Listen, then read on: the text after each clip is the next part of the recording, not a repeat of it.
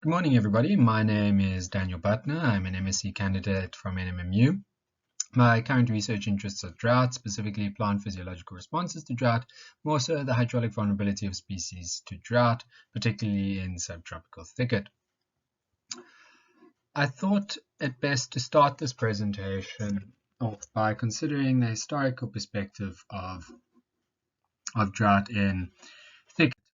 And so after an extensive literature survey and assessment, I found a lot of papers making reference to thicket as a drought-prone ecosystem, however maintaining or sustaining its biomass during drought conditions, with drought having little or no impact on vegetation overall. And many of these papers cite two core papers, namely Cowling et al. 2005 and Curley et al. 1995. And I just thought I'd take a moment to look at what these papers actually say with regards to drought in general in thicket and delve into this a little bit more. So Cowling et al., they state that thicket is unusual amongst the African systems in that herbivores are the sole responsible agent for defoliation, with drought and fire being unimportant. They build on this supposition based in Curley et al., where intact subtropical thicket maintains its forage production during drought, attributing this resilience to storage organs. Now, this might be applicable to many of the forage suitable species, such as your succulents. However, storage is a little bit more complex when we get to woody species in thicket. They are more of a capacitance-driven strategy, as wood is very difficult to actually store resources, particularly water, as opposed to sugars. But this idea of drought having a little influence over defoliation was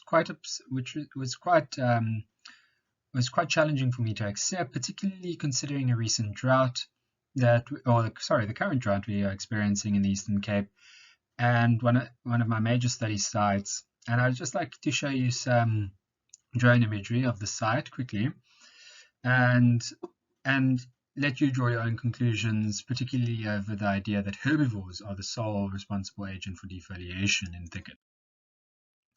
So here we've got some drone imagery of the Zeeberg mountain range behind Adder Elephant National Park near Somerset, heading up to Somerset Eastway.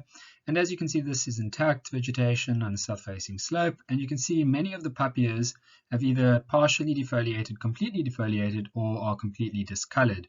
The leaves have completely turned orange, most of the canopy has, and with many of the intermediary shrubs such as Butylicia pyracantha or spine thorn having completely shedded their leaves, with most of them actually being dead when I conducted a series of ground truth events at this site. And as you can see, most of these leaves, if you shake those branches of those papiers, will just drop instantly. That's not an upregulation of stress compounds such as xenophils. It is a complete degradation of the chlorophyll content within many of these tree species, within papia, at least.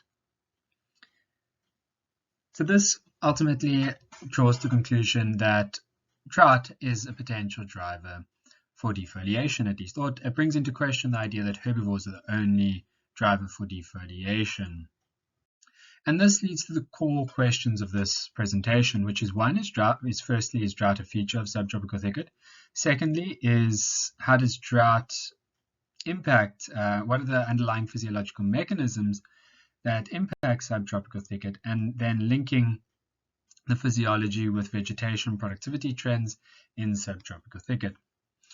So the first question is drought a feature in thicket? So here I've modeled some meteorological data into a common drought index known as SPEI. SPEI stands for the Standardized Precipitation Evapotranspiration Index.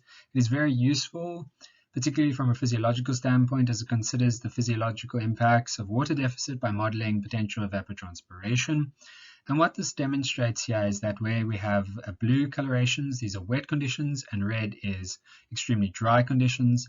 A SPEI value exceeding -1 is an extreme drought, or rather severe drought, and anything beyond -2 is just extreme and is considered extremely detrimental to vegetation in general. And as you can see, in 2020, when I conducted a series of ground truthing events, with this mass defoliation of the drone imagery as well, you can see that Spey was well below -2.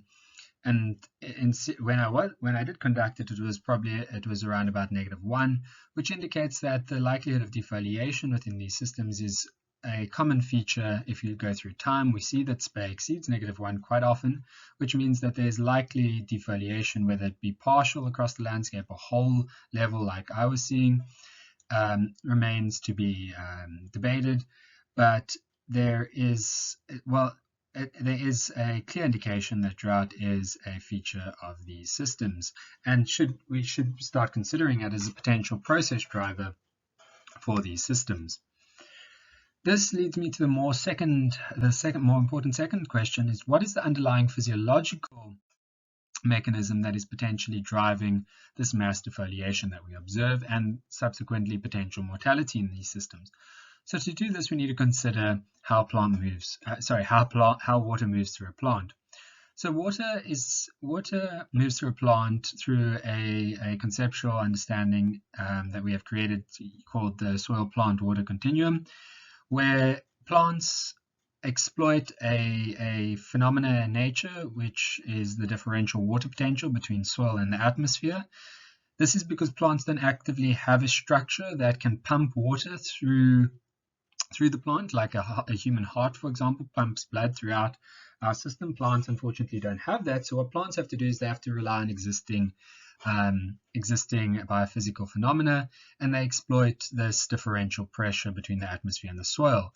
Thus, they can regulate the amount of negative pressure they experience by controlling these little pores in their leaves known as stomata. They open and close them, controlling how quickly their leaves, their mesophyll tissue, and subsequently their branches and stems might equilibrate with that of the pressure. And this ultimately results in this upward movement of water from the soil into the leaves. But because water is operating under pressure, there's extremely high risk that water can phase change from a liquid to a gas, particularly when there's a sudden change in pressure. Just like this can ultimately lead to what we refer to as embolism events occurring in many of these plants. And embolism is ultimately is comparable to a clot, for example, in a human, where if we say you get a clot in your hand, it basically stops all the blood flow to your fingers, and your fingers eventually go gangrenous and either fall off or get amputated. The same thing applies within plants. Once an embolism forms in their conducting tissues, that ultimately blocks water from being pulled to other downstream tissues such as the leaves and the branches, which can lead to ultimately defoliation and, in extreme cases, mortality. So you can think of plants comprising of a series of pipes in their stems and ultimately in their leaves. And once an embolism event occurs, they cannot actively remove that embolism like we humans can. We can try and dissolve the clot. Plants can't do that because they are operating under this negative pressure. So ultimately, plants have one true option, really, is to regrow that tissue, which ultimately leads to implications on carbon management and carbon deficit. As plants dry down, there's a greater risk of loss in function due to these embolisms occurring, and these embolisms are extremely damaging for plants. As for example, you can see in this image here, it's likely that an embolism occurred within the petiole or within the branch itself and ultimately led to the degradation, or rather the mortality, of those leaves. And the only real strategy a plant can utilize to regain functionality in those leaves is by regrowing xylem tissue. And we are fortunate that there are various mechanisms, or rather there are various tools that we can use to monitor these embolism thresholds, because the point at which embolism occurs, for example, is an extremely important indication of the degree of stress a plant is experiencing, and provides us a threshold to determine where loss of function is likely to occur and where we might expect mortality and or defoliation in this case. So as a plant dries down, here's the current technique we use, which is known as the optical technique. So as a plant dries down, air can enter the xylem conduits that ultimately block downstream tissues. So we can see here, this is a series of leaf images stacked over through time. And as you can see, as time progresses, the plant is exploiting various strategies to prevent water loss, such as closing those little stomata, but eventually embolism does occur because the plant still requires water to maintain its basic metabolic function. And as soon as these embolisms occur, that leaf will become no longer functional. We can also see these embolisms occurring in other tissues, for example, such as the stem. And this can lead to very interesting ideas regarding hydraulic segmentation, where, for example, why do eucalypts, for example, when they stress, they shed leaves and whole branches, where, for example, if we see in the thicket, we only see the papias losing their leaves and not really their branches so much so, unless under extreme cases, which I have observed, which means that there's the segregation in terms of vulnerability to embolism, and these could potentially indicate traits of evolutionary strategies to mitigating or offsetting the impacts of drought on whole plant functionality. This leads us to an idea in plant physiology of a sequential process approach to how plants tolerate water deficits. And we can see this by looking at a nonlinear curve, which is often observed in plants in terms of their loss of function, plotted against water potential, which is that potential-driven force I was talking about of how plants move water through their systems. We can see here green being turgid-driven. This is when the plant is still hydrated. It hasn't wilted, as it were. It hasn't wilted, sorry, and where stomata regulation plays a big role. But as soon as it passes this threshold, embolism all of a sudden ensues, the point of embolism, or PE value, as it were. And then we enter a phase of damage where we have, for example, defoliation, partial defoliation, and then we enter, as we progress, this can enter into a series of whole plant dieback or whole branch dieback that we actually observe in these systems. It should be noted something of importance here is this purple dot in the center, which is known as the P50 value. This is where 50% of hydraulic conductance is impaired, or 50% of embolism appears, or 50% loss of function, depending on how you want to quantify it or what you're measuring specifically. In this case, it would be embolism. And this is often a useful threshold because often what we say is beyond P50, there's a greater risk associated with incurring damage, where any value below P50, there's a likelihood of recovery or greater likelihood, not complete recovery, as it's still surpassed the point where embolism occurs, so there will be a loss of function. And it's just important to recognize that threshold as it is often used throughout the literature.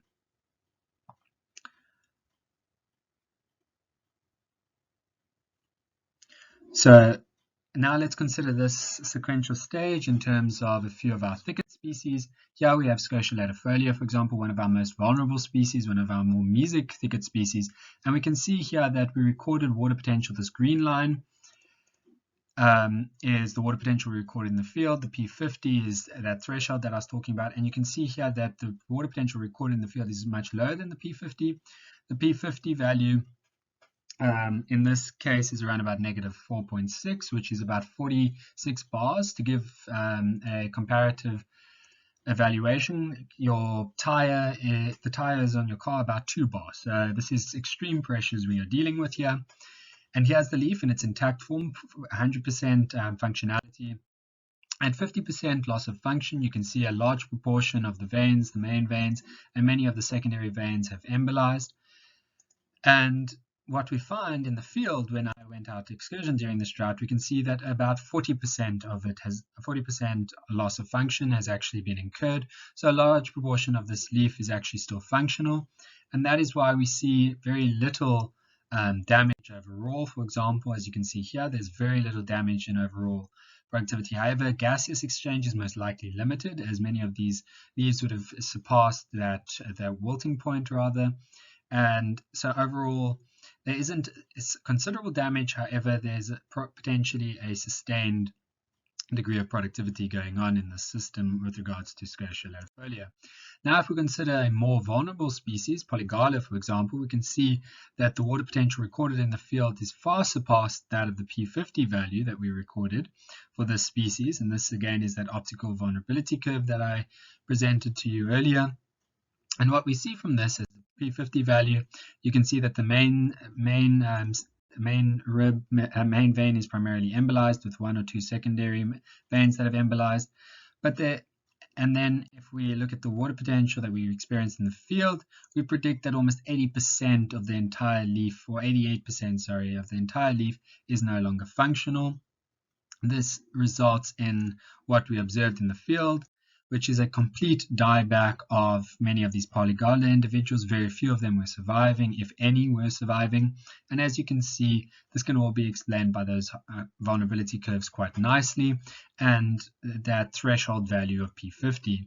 So if we compare this now to other species that we recorded, we can see that this PE value refers to the point at which embolism starts occurring. So it's just after this turgor loss point over here, where the green transitions to the orange, where we see this damaging effect. And we can see that Polygala appears to be the most vulnerable, and then Papia capensis, Scotia latifolia secondary. Then we have Bossia, Loides, Circia, and Euchia undulata.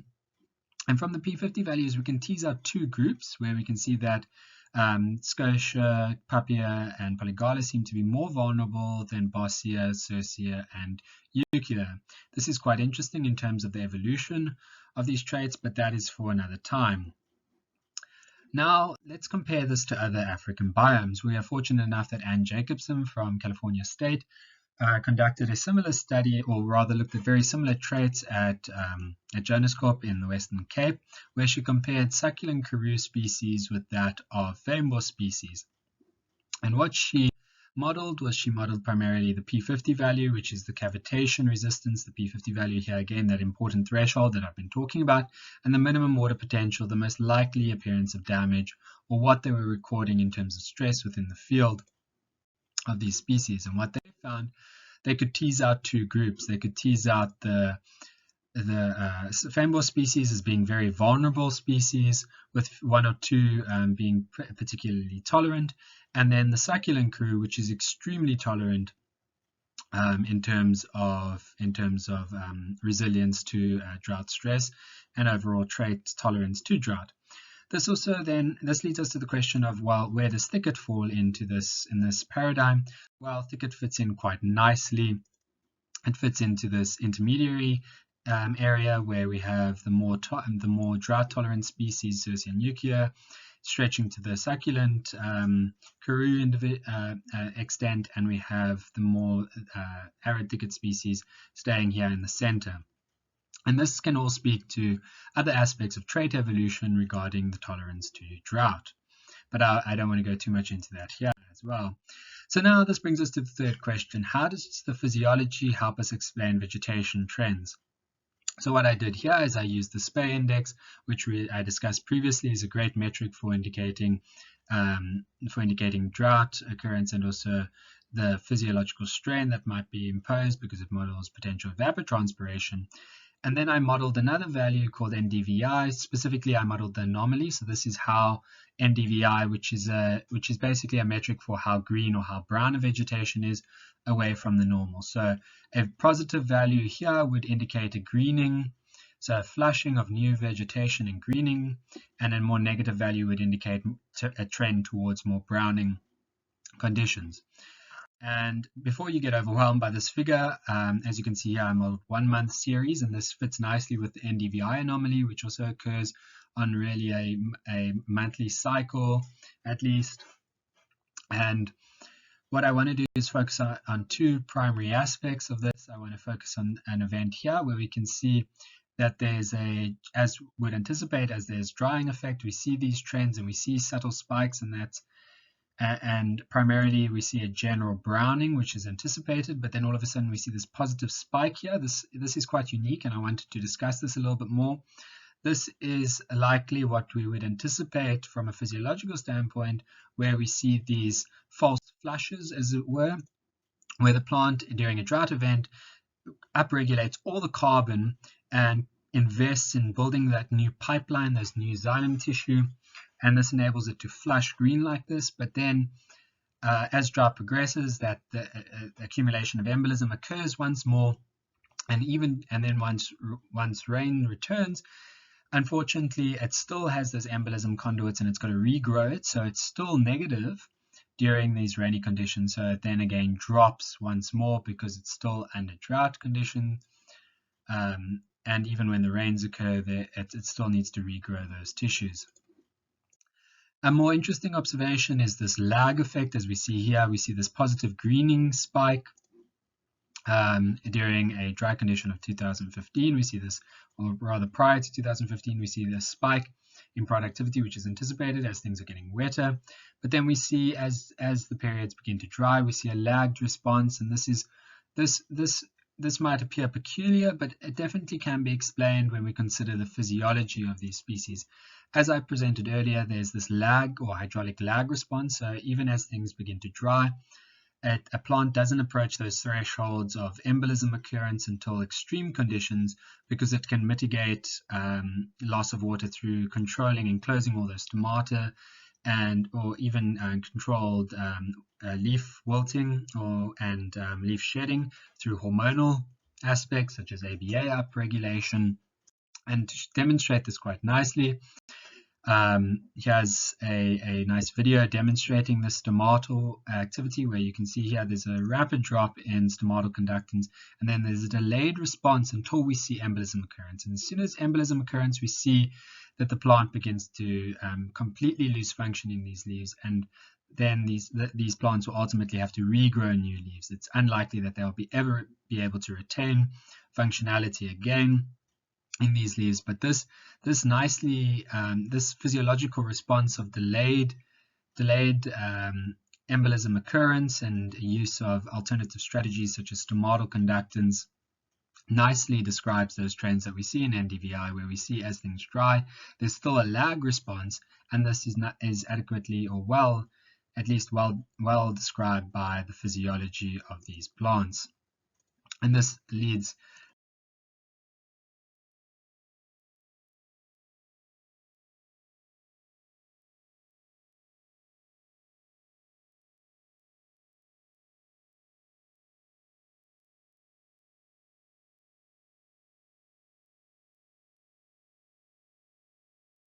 me to the main conclusions of this presentation, being drought is a potential driver in subtropical thicket. There's a strong justification for the evolution of traits in response to the aridification. As I say, we can see thicket falling in that intermediary between succulent karoo and fynbos, varying capacity to withstand embolism or air entry into many of these trees and shrubs, and there's an emphasis on the importance of maintaining hydraulic function to hold plant productivity. Future directions for hydraulic research is all we need to quantify drought impacts, hydraulic vulnerability curves, and water potentials. What are the roles of phenology in drought avoidance, drought and fire interactions, developmental variables? So our different stages of development vary in their drought tolerance and vulnerability to embolism, and then trait evolution of the plant vasculature. Thank you very much for your time, and I hope I've convinced you that drought, it's not just only herbivores that are responsible for defoliation, but also drought that is a major driver of productivity change in these systems. Thank you very much, and I look forward to hearing your questions.